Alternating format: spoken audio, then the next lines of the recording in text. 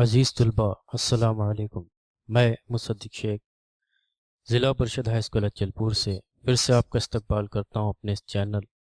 Maths word Urdu پر۔ اس کے پہلے کی ویڈیوز میں ہم نے ہمارے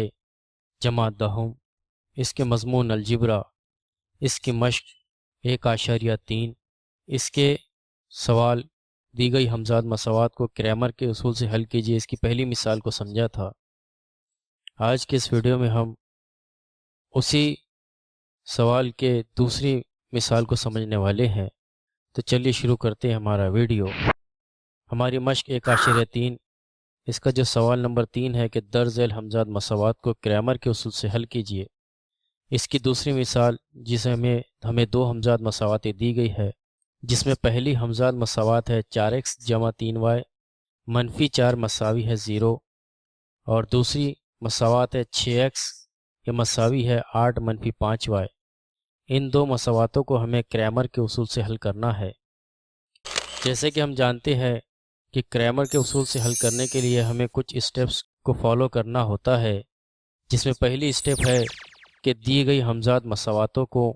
ax جمع by مساوی ہے c کی صورت میں لکھنا۔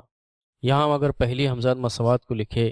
4x جمع 3y منفی 4 مساوی ہے 0، تو اس مساوات پر اگر ہم غور کریں تو یہ مساوات ax جمع by مساوی ہے c کی صورت میں موجود نہیں ہے، کیونکہ مساوی کے اس نشان کے اس جانب یعنی ہمارے ہاتھ کی بائیں جانب x اور y والی قیمتیں اور اس کے دائیں جانب مستقل عدد ہوتا ہے، لیکن ہماری اس مساوات میں مساوی نشان کے اس جانب x اور y والی قیمتوں کے ساتھ ایک مستقل عدد موجود ہے، اس لیے ہم اس منفی 4 کو مساوی نشان کے اس جانب لے کر آئیں گے، تو یہ منفی کا ہو جائے گا مثبت 4، اور 0 میں 4 کی جب جمع کریں گے تو ہمیں حاصل ہوگا 4۔ اس لیے ہم کہیں گے کہ ہماری نئی مساوات جسے ہم نے ax جمع by مساوی ہے c کی صورت میں لکھا وہ ہے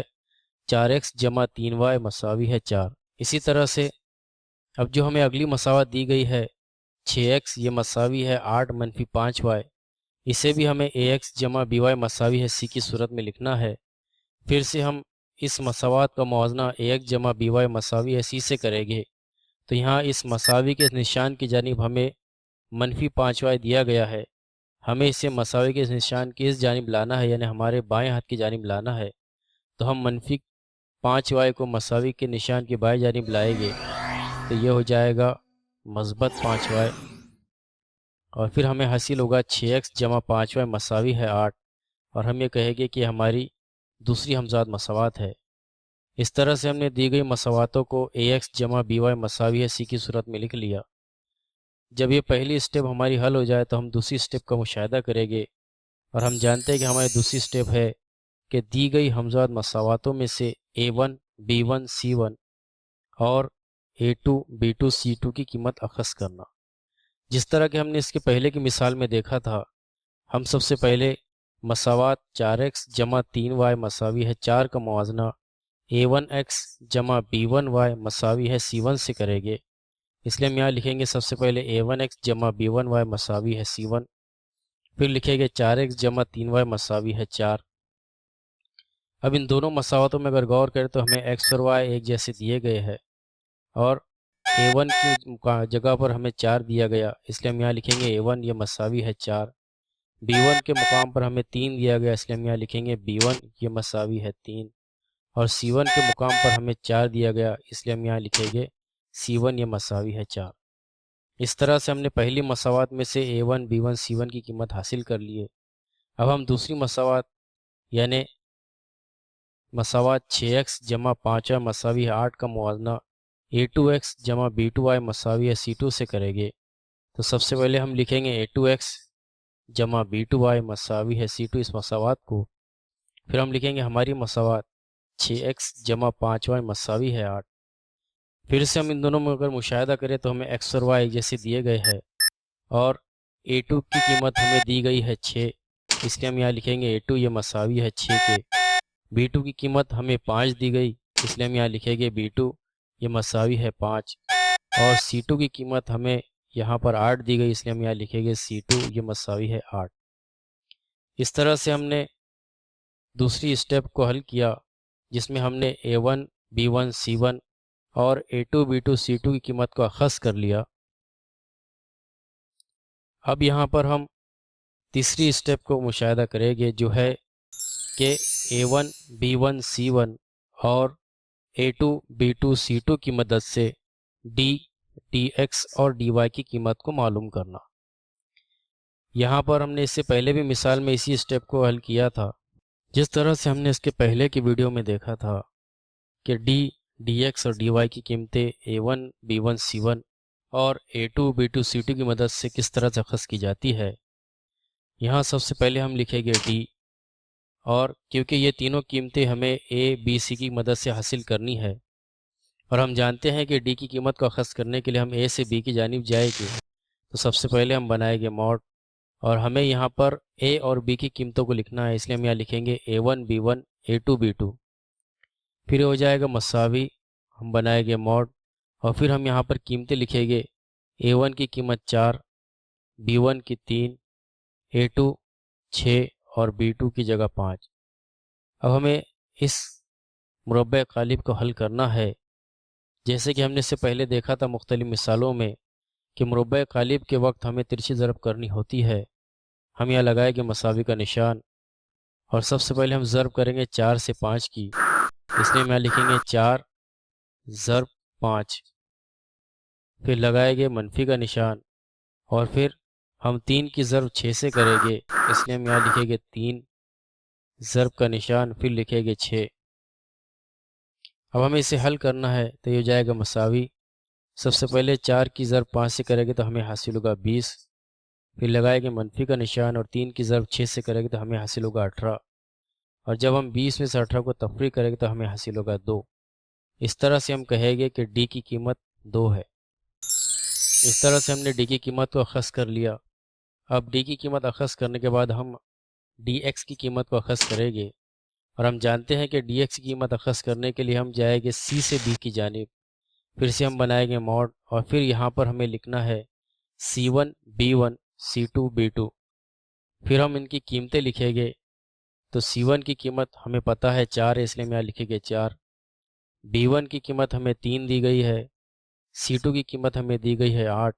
اور B2 کی قیمت ہمیں 5 دی گئی ہے۔ پھر سے ہم اس مربع قالب کو حل کریں گے تو ہم 4 کی ضرب کریں گے 5 سے،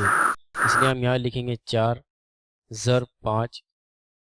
پھر لگائیں گے منفی کا نشان۔ اب ہم یہاں ضرب کریں گے 3 کی 8 سے، اس لیے ہم یہاں لکھیں گے 3 ضرب 8، پھر یہاں لکھیں گے مساوی کا نشان، 4 کی ضرب 5 سے کریں گے تو ہمیں حاصل ہوگا 20، پھر لکھیں گے منفی کا نشان، اور 3 کی ضرب 8 سے کریں گے تو ہمیں حاصل ہوگا 24۔ اب 20 میں سے 24 کو تفریق نہیں کیا جاتا، ہم 24 میں 20 کو تفریق کریں گے اور یہاں پر لگائیں گے منفی کا نشان، تو ہمیں حاصل ہوگا -4۔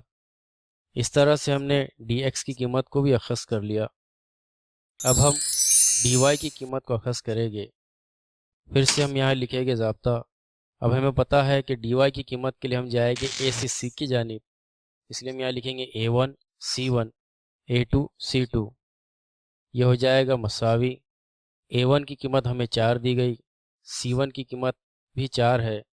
A2 کی قیمت 6 دی گئی، اور C2 کی قیمت ہمیں 8 دی گئی ہے، پھر یہ ہو جائے گا مساوی۔ پھر سے ہم اس مربع قالب کو حل کریں گے تو 4 کی ضرب کریں گے 8 سے، ہم یہاں لکھیں گے 4 ضرب 8، پھر لگائیں گے منفی کا نشان، اور پھر یہاں پر 4 کی ضرب ہمیں 6 سے کرنی ہے، اس لیے لکھیں گے 4 ضرب 6۔ اب یہ ہو جائے گا مساوی، 4 کی ضرب 8 سے کریں گے تو ہمیں حاصل ہوگا 32، پھر لگائیں گے منفی کا نشان، اور 4 کی ضرب ہم 6 سے کریں گے تو ہمیں حاصل ہوگا 24، اور پھر جب ہم 32 میں 24 کو تفریق کریں گے تو ہمیں حاصل ہوگا 8۔ اس طرح سے ہم نے DY کی قیمت کو بھی اخذ کر لیا، اور DY کی قیمت ہمیں 8 حاصل ہو گئی۔ اب